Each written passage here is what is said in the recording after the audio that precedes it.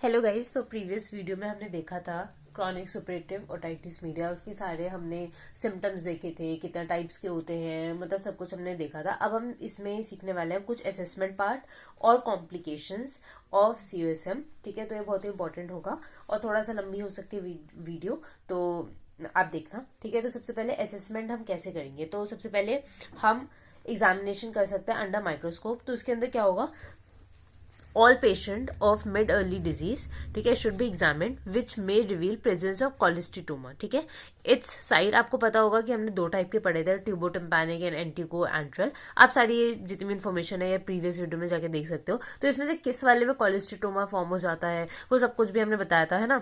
तो हमें ये देखना है कि माइक्रोस्कोप के अंदर कि कॉलेस्ट्रोमा की प्रेजेंस तो नहीं है, वो उसकी साइड क्या एक्सटेंड किया। क्योंकि कॉलेस्ट्रोमा अगर फॉर्म हो जाता है तो उसके हमने एडवर्स इफेक्ट्स पढ़े थे, कैसे वो बोन डिस्ट्रक्शन बहुत ज्यादा और उसके प्रेशर सिम्टम्स कितने सारे होते हैं। तो वो सारी चीजें तो बहुत ही ज्यादा ड्रेडफुल और कंडीशन हो सकती है। ठीक है, उसका साइड देखना है, एक्सटेंड देखना है। ठीक है, evidence of any bone destruction तो नहीं है, कोई ग्रैनुलोमा, क्योंकि हमने कोलेस्ट्रॉल के ग्रैनुलोमास भी देखे थे जो कि कान के अंदर बन जाते हैं। ठीक है, तो वो सब तो नहीं है। इसके अलावा हम ट्यूनिंग फॉक टेस्ट करवाएंगे, ऑडियोग्राम्स करवाएंगे, ठीक है, एक्सरे करवाएंगे मैस्टॉइड्स का। ये हम क्यों करवा रहे हैं, क्योंकि ना जब हम कॉम्प्लिकेशंस पढ़ेंगे ना CUSM में, तो उसमें मैस्टॉइड तक अगर पहुंच चुका है तो मैस्टॉइड जो होता है ना, वहां पे एब्सेस फॉर्म हो सकता है, बहुत सारी चीजें कंडीशंस होती है, तो हम कॉम्प्लिकेशंस में देखेंगे। तो इसलिए हम देखेंगे कि मैस्टॉइड तक तो नहीं पहुंच गए, इसलिए एक्सरे करवाएंगे, CT स्कैन करवाएंगे टेम्पोरल बोन का।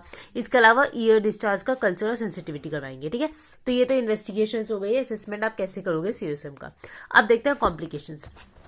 ठीक है, कॉम्प्लिकेशंस या थोड़ा देख लेते हैं। तो सबसे पहले पेन जो है is uncommon in uncomplicated CUSM। Its presence is considered serious as it may indicate extradural perisinus और ब्रेन एब्सेस। ठीक है, इसके अलावा वर्टाइगो आपको दिखेगा।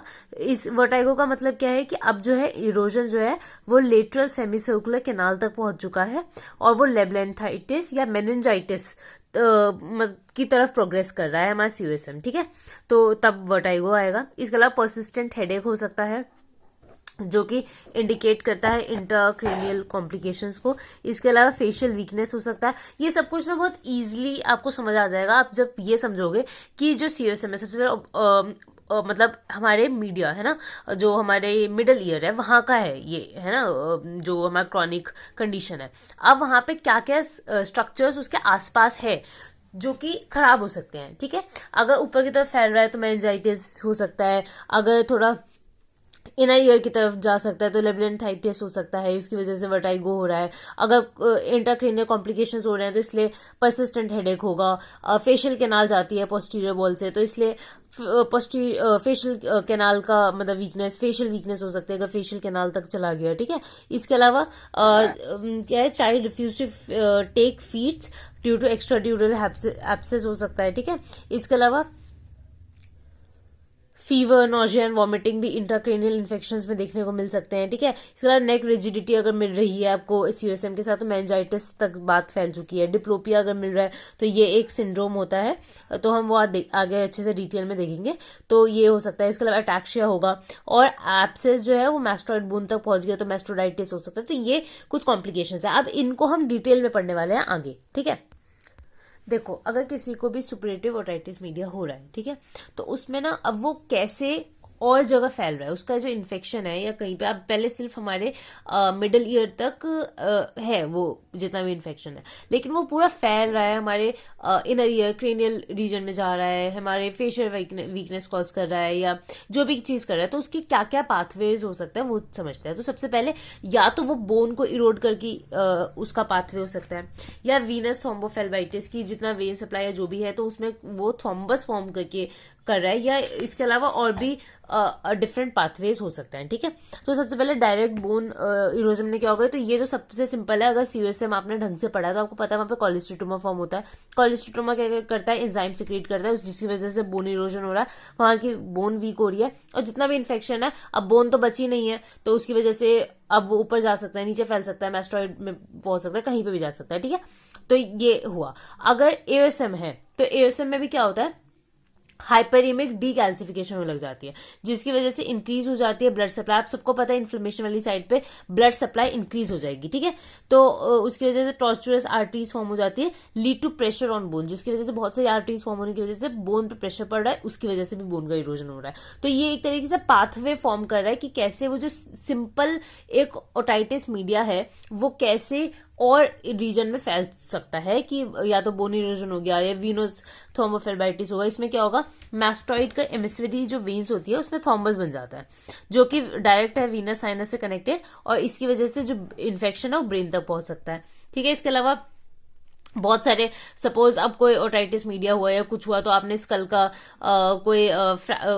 मतलब स्कल पे कोई सर्जरी, मतलब कोई सर्जरी करवाई है सपोज, या कोई स्कल का फ्रैक्चर हो गया, या कोई भी सर्जिकल डिफेक्ट फॉर्म हो गया है, या इवन ओवल या राउंड विंडो अगर वो इन्फेक्शन फैल रहा है, तो वो हमारे परफॉर्म्ड पाथवेज होगा, मतलब पहले से ही जो पाथवेज बन चुके हैं उसकी वजह से अगर वो इन्फेक्शन फैल रहा है, ठीक है। तो 3 वेज में इन्फेक्शन फैल सकता है, ठीक है। अब हम कॉम्प्लिकेशंस पे आते हैं। सबसे पहले इंट्राटेम्पोरल कॉम्प्लिकेशंस, इसमें क्या है, सबसे पहले एक्यूट मेस्टोडाइटिस। अब ये जो हम कॉम्प्लिकेशंस पढ़ रहे हैं इस पर डिफरेंट, सिर्फ एक्यूट मेस्टोडाइटिस लिख देंगे तो उस पर आप शॉर्ट नोट लिखो, ऐसे करके भी आ सकता है, ठीक है। तो एक्यूट मेस्टोडाइटिस क्या होगा, सबसे पहले नाम से पता चला, inflammation of mucosal lining of antrum and mastoid air cell system, ठीक है। तो एंट्रम और मैस्टॉइड एयर सेल्स की जो म्यूकोसल लाइनिंग है उसका इन्फ्लेमेशन होना associated with acute otitis media is known as mastoiditis, ठीक है। अब इसके रिस्क फैक्टर्स क्या है, लो इम्यूनिटी है किसी की, विरुलेंट, बहुत ज्यादा विरुलेंट ऑर्गेनिज्म है, या कोई अगर अलग सी कोई डेबिलिटिंग डिजीज से इंसान पहले से ही सफर कर रहा है तो उन सब में ये एज अ रिस्क फैक्टर होगा, ठीक है। Most commonly it is caused by beta haemolytic streptococci, ठीक है। अब इसकी पैथोजेनेसिस क्या है, सबसे पहले क्या होता है, इन्फ्लेमेशन जो है वो स्प्रेड करता है, लीड्स टू प्रोडक्शन ऑफ पस, ठीक है। सबसे पहले इन्फ्लेमेशन हुआ, ओटाइटिस मीडिया जो भी हुआ उसकी वजह से वहां पस फॉर्म हो गया, जिसकी वजह से टेंशन क्रिएट हो गई, ठीक है। इसके अलावा क्या होगा, इन्फ्लेमेशन होगा, हाइपरीमिया होगा, हाइपरीमिक डीकैल्सिफिकेशन होगा, जिसकी वजह से ऑस्टियोक्लास्टिक रिजॉर्प्शन, ऑस्टियोक्लास्टिक मतलब कि वहां पे जो बोन है उसका डिस्ट्रक्शन स्टार्ट हो जाएगा, ठीक है। इसकी वजह से जितनी भी बोनी वॉल्स है उसका डिस्ट्रक्शन स्टार्ट हो गया, therefore there is formation of irregular cavity filled with pus, ठीक है। और इसी को कहते हैं एम्पाइमा ऑफ मैस्टॉइड या मैस्टोडाइटिस, ठीक है। तो क्या आपको सिंपल समझना है, इन्फ्लेमेशन हुआ हमारे मतलब मीडिया, मतलब वही क्या कहते हैं मिडल ईयर का, जिसकी वजह से वहां पे पस कलेक्शन हो गया, जिसकी वजह से टेंशन क्रिएट हो रहा है। अब क्या होगा, इसकी वजह से जो हमारा म्यूकोसल लाइनिंग है एंट्रम की या मैस्टोइड एयर सेल्स की, वहां तक टेंशन हो गया, वहां पे हाइपरीमिया हो गया, वहां पे इसके साथ साथ जो बोन है वो भी रिजॉर्प्शन हो रही है, मतलब बोन का वहां पे डीकैल्सिफिकेशन हो रहा है, ठीक है। तो उसकी वजह से जो जितना भी इन्फेक्शन है वो हमारे पूरा एंट्रम में फैल चुका है और इसकी वजह से एक्यूट मैस्टोडाइटिस हो जाएगा, ठीक है। अब क्लिनिकल फीचर्स इसमें क्या आएगा, ऑफ कोर्स जहां पे मैस्टोइड है वहां पे दर्द होगा, तो pain behind the ear, pain in ear in acute otitis media subsides with antibiotics और with establishment of perforation। अब ये बहुत इंपॉर्टेंट लाइन है, इसमें क्या है कि जब अगर एक्यूट ओटाइटिस मीडिया, उसमें भी कान के पीछे दर्द होगा, और अगर जो एक्यूट ओटाइटिस मीडिया है वो उसने एक्यूट मैस्टोडाइटिस कॉज कर दिया है, तब भी कान के पीछे दर्द होगा, तो आप डिफरेंशिएट कैसे करोगे, तो डिफरेंशिएट करने का एक इजी स्टेप है कि अगर उसको एंटीबायोटिक्स दो और अगर उसको रिलीफ होता है पेन में, तो समझ लो वो सिर्फ एक्यूट ओटाइटिस मीडिया तक था। लेकिन अगर उसमें रिलीफ नहीं मिलता, उसको आराम नहीं मिलता एंटीबायोटिक्स से, मतलब मैस्टोडाइटिस हो चुका है, ठीक है। साथ ही साथ फीवर होगा, ईयर डिस्चार्ज होगा in otitis media for more than 3 weeks indicate acute mastoiditis, ठीक है। अगर मोर देन 3 वीक्स तक ईयर डिस्चार्ज चलता जा रहा है तो मतलब वो अब इन्फेक्शन ज्यादा फैल चुका है, मैस्टॉइड तक फैल चुका है, जिसको हम एक्यूट मैस्टोडाइटिस कहेंगे। अब इसमें साइंस क्या होंगे, सबसे पहले मैस्टॉइड टेंडरनेस दिखेगा on pressure over middle of mastoid process, tenderness illustrated over the suprametal triangle, ठीक है।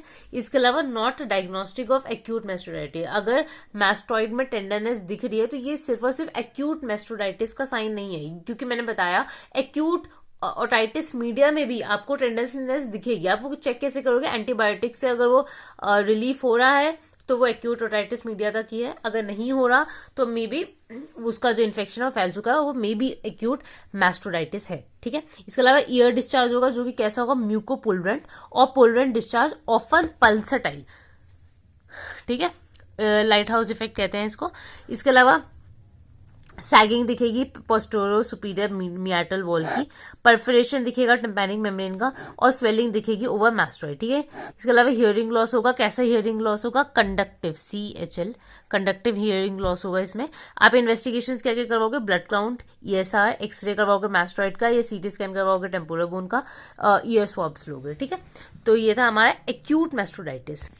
अब क्या क्या डिफरेंशियल डायग्नोसिस हो सकते हैं एक्यूट मैस्टोडाइटिस के। सबसे पहले अगर सिंपल सुपरेशन है ऑफ मैस्टोइड लिम्फ नोड, तो वो भी आपको लग सकता है कि एक्यूट मैस्टोडाइटिस हो गया है। तो मैस्टोइड लिम्फ नोड का बस सुपरेशन है, तो इसमें क्या हो रहा है, इसमें आपको कैसे पता चलेगा, स्कैल्प इन्फेक्शन में leads to mastoid lymph node enlargement and then suppuration. ठीक है, diagnose by no history of otitis media, ear discharge और डिफरेंस। बहुत ही सिंपल है, किसी को मैस्टोइड लिम्फ नोड में सुपरेशन हो गई है और किसी को मैस्टोडाइटिस है, तो वो दोनों में क्या होगा, टेंडरनेस है मैस्टोइड रीजन में, और वो सब कुछ आपको दिखेगा। तो आप दोनों में डिफरेंशिएट कैसे करोगे, जो एक्यूट मैस्टोडाइटिस होगा ना, उसमें आपको हिस्ट्री मिलेगी ओटाइटिस मीडिया की, या ईयर डिस्चार्ज या डिफनेस या कुछ मिलेगा।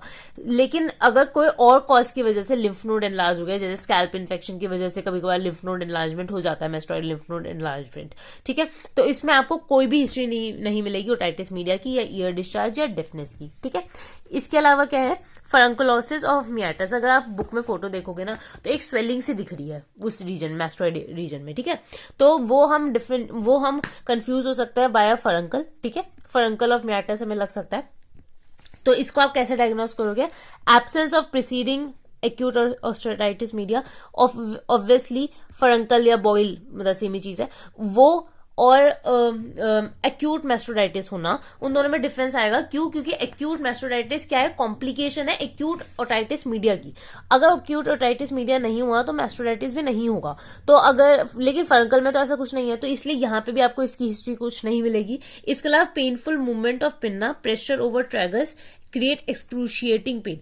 फरंकल ऑफ मियाटस में क्या होता है, अगर फरंकल है वो मियाटस का, एक्सटर्नल ऑडिटरी मियाटस है जो भी, तो क्या होगा ना कि जब आप ट्रैगस पे प्रेशर क्रिएट करोगे, ट्रैगस आपको पता होगा जो छोटा सा रीजन होता है, मतलब है ना, कान। अब देख लेना, मैं मतलब वैसे बता नहीं सकती, एक मिनट में ऐसे जैसे फोटो बनाने की कोशिश करती हूँ, जैसे कान है तो यहाँ पे ये होता है ट्रैगस हमारा। ठीक है, तो यहाँ ये जो भी है, ठीक है, तो ट्रैगस पे अगर आप ना ऐसे प्रेशर क्रिएट करोगे तो आपको बहुत दर्द होगा। ठीक है, अगर तो ये क्या है, ये मतलब फरंकल है। इसके अलावा discharge is never mucoid mucopurulent because external auditory canal is devoid of mucus secreting cells. ये बहुत ही इंपॉर्टेंट लाइन है कि हमने क्या पढ़ा था कि जो हमारा मैस्टोडाइटिस था उसमें जो डिस्चार्ज है, ईयर डिस्चार्ज, वो कैसा होता है, म्यूकॉइड म्यूकोपुलेंट। लेकिन अगर वो फरंकल होगा तो कभी भी म्यूकॉइड डिस्चार्ज नहीं देगा। क्यों, क्योंकि एक्सटर्नल ऑडिटरी कैनाल या एक्सटर्नल ऑडिटरी मियाटस में म्यूकस सिक्रेटिंग सेल प्रेजेंट ही नहीं होते हैं। ठीक है, इसके अलावा एनलार्जमेंट ऑफ प्री और पोस्ट ऑरिकुलर लिम्फ नोड भी मिल सकता है। कंडक्टिव हियरिंग लॉस माइल्ड होता है, एक्यूट मैस्टोडाइटिस में थोड़ा ज्यादा सीवियर होता है। एक्सरे करवाओगे आप मैस्टोइड का, उससे पता चल जाएगा कि भाई मैस्टोइड तो ठीक है, तो इसमें आप डिफरेंशिएट कर सकते हो। ठीक है, इसके अलावा इन्फेक्टिव सेबेशियस से भी आप मतलब कंफ्यूज हो सकते हो। ठीक है, इसके अलावा और क्या कॉम्प्लिकेशंस हो सकती है, तो सब periosteal abscess, labyrinthitis, facial paralysis, periostitis, extradural abscess, subdural abscess, meningitis, brain abscess, lateral sinus thrombophlebitis and otitic hydrocephalus. ये भी कुछ कॉम्प्लिकेशन, कुछ नहीं बहुत सारी कॉम्प्लिकेशन है ओटाइटिस मीडिया के। ठीक है, अब कुछ हम और एब्सेस पढ़ने वाले हैं मैस्टोइड से रिलेटेड। ठीक है, मैस्टोइड रीजन में और भी थोड़े से एब्सेस होते हैं, तो हम उनके बारे में पढ़ने वाले हैं। ठीक है, सबसे पहले एब्सेस होता क्या है सबको पता है, कलेक्शन ऑफ पस। ठीक है, लाइन बाय पस कैविटी फॉर्म्स एंड एब्सेस। ठीक है, अब कितने टाइप के होते हैं, बहुत ही सिंपल है, मैं ये इसलिए आपको पढ़ा रही हूँ, ये बता रही हूँ क्योंकि इसमें ना कुछ नेम्ड एब्सेस है। ठीक है, जैसे हम बहुत ही कॉमनली पढ़ते हैं बेजोल्ड एब्सेस। ठीक है, बेजोल्ड एब्सेस, सिटेलीज एब्सेस, लुक एब्सेस। ठीक है, इसके अलावा मास्क पढ़ेंगे हम, एक मास्क या लेटेंट एब्सेस। ठीक है, तो वो जो है ना नेम्ड है, और वो वाइवा में इन जनरल पूछ सकते हैं और पेपर में भी, तो हम इसलिए देख रहे हैं। सबसे पहला टाइप का जो एब्सेस है वो है पोस्ट ऑरिकुलर एब्सेस। इसमें क्या है कि जो एब्सेस है वो बनता है behind the year, abscess is form. Most common abscess है पोस्ट ऑरिकुलर, ठीक है। पोस्ट का नाम से पता चल रहा है, लोकेशन पता चल रही है उसकी कि क्या है, ये कान के पीछे बन रहा है, ठीक है। मोस्ट कॉमन एब्सेस है pinna is displaced forward, simple सी बात है, कान के पीछे एक एब्सेस बन रहा है, अगर बहुत बड़ा एब्सेस होगा तो पिन्ना थोड़ा सा डिस्प्लेस हो जाएगा आगे की तरफ, वही लिखा है pinna is displace forward, outward and downward, ठीक है। In infants and children abscess forms over the Mac-Evans triangle, ठीक है। नेक्स्ट है जाइगोमैटिक एब्सेस। जाइगोमैटिक एब्सेस भी समझ आ रहा है कि कहां बन सकता है, कि occur due to infection of zygomatic air cells, ठीक है, situated at posterior root of zygoma, ठीक है। तो जाइगोमैटिक एब्सेस मतलब जैसे मैंने ना यहाँ पे छोटी सी फोटो बना के भी समझाने की कोशिश की है कि क्या है जाइगोमा। देखो जाइगोमेटिक एयर सेल्स यहाँ प्रेजेंट है, ये आंख है, ये नाक है, ये हमारा मैक्सिला है, ये कान है, तो ये जो इसका एंड होता है ना उस रीजन को वहां पे जाइगोमेटिक एयर सेल्स प्रेजेंट होता है। तो पोस्टीरियर रूट ऑफ जाइगोमा में, ठीक है, यहाँ पे आपको पता है ना, तो यहाँ पे अगर जाइगोमेटिक एब्सेस कान के ऊपर, ठीक है, ये क्या है कान के पीछे, ये है कान के ऊपर जाइगोमा पे, ठीक है, अगर एब्सेस बन रहा है तो इसको कहेंगे zygomatic abscess present above the pinna, ठीक है, जैसे बताया। There can be associated oedema of eyelids, अब यहाँ पे एसोसिएटेड जो रीजन है वहां तक आपका फैल सकता है, क्योंकि आपको पता है आईलिड्स के पास जो स्किन है वो थोड़ी लूज है, तो वहां पे बहुत आसानी से एडिमा हो सकता है। तो there can be associated oedema of eyelids and pus collection in superficial और डीप टेम्पोरालिस मसल, ठीक है। इसके बाद हम पढ़ने वाले बेजोल्ड एब्सेस। अब ये थोड़ा सा इंपॉर्टेंट होता है, इसको क्या, इसमें देखो क्या होता है, इसे मैंने फोटो बना के समझाने की कोशिश की है, ठीक है। अब ये क्या है, मतलब मैं इसको रुको, ये है हमारा मैस्टॉइड प्रोसेस, ठीक है, टिप ऑफ मैस्टॉइड प्रोसेस, ठीक है। अब क्या बताया है कि इतना ज्यादा बोन इरोजन हो गया है कि अब ये क्या है कि ये जो इसकी जो टिप है वहां पे भी उसका भी इरोजन हो गया। इसके साथ साथ आपको पता है मैस्टॉइड वहां से स्टर्नोक्लीडोमास्टॉइड मसल भी वहीं कहीं है, तो वो है। इसके अलावा posterior belly of digastric muscle, वो भी मैस्टॉइड से ही थोड़ा सा आस पास ही है, तो वो भी है, ठीक है। तो अब क्या हो रहा है, इनके बीच में जाके एब्सेस कलेक्ट हो रहा है, इनके बीच में जाके पस कलेक्ट हो रहा है, दैट्स इट। तो इसमें क्या है कि ये जो हमारा मैस्टॉइड प्रोसेस है, इसके टिप का इरोजन होने की वजह से, समझ लो यहाँ मैस्टॉइड हमारा एयर सेल्स है, पूरा इन्फ्लेम्ड हो गया, क्या हो गया, अब ये इतना ज्यादा इन्फ्लेमेशन है कि पूरा बोन की जो टिप है वो इरोड हो गई। तो अब जितना भी एब्सेस या जो भी पस है, जो भी डिस्चार्ज है, वो जाके कलेक्ट हो गया इनके बीच में, डीप टू स्टर्नोक्लीडोमास्टॉइड और इन पोस्टीरियर बेली और digastric, swelling between tip of mastoid and angle of jaw, ठीक है, present in upper part of posterior triangle, reach to parapharyngeal space.